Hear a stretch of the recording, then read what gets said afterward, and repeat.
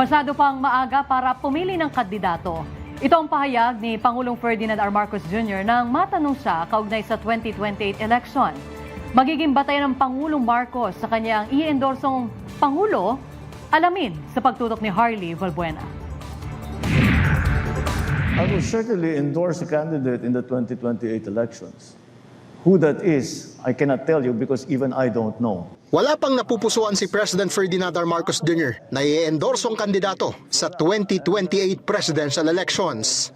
Sa presidential luncheon ng Foreign Correspondents Association of the Philippines, sinabi ng Pangulo na masyado pang maaga para mamili ng kanyang mamanukin. I haven't sat down with anyone and said, do you want to run for president or not?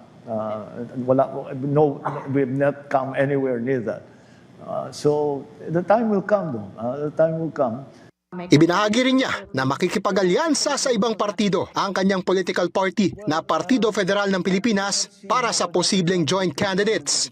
Pero nang tanungin kung ano ang nais niya sa kandidatong kanyang i-endorso, The candidate I will endorse will be somebody who I am confident will continue what we have begun in terms of the anti-corruption measures. git ng Pangulo, matagal ng problema ang korupsyon hindi lamang sa Pilipinas, kundi halos kahit saan, kaya't dapat na itong mawakasan para sa magandang hinaharap ng bansa. Tiniyak naman niya na patuloy na hahabulin at pananagutin ang mga dawit sa mga anomalya sa mga proyekto. Pero ipinauubayan na niya sa Ombudsman ang magiging kapalaran ng kanyang pinsang si former House Speaker Martin Romualdez na dawit sa flood control scandal.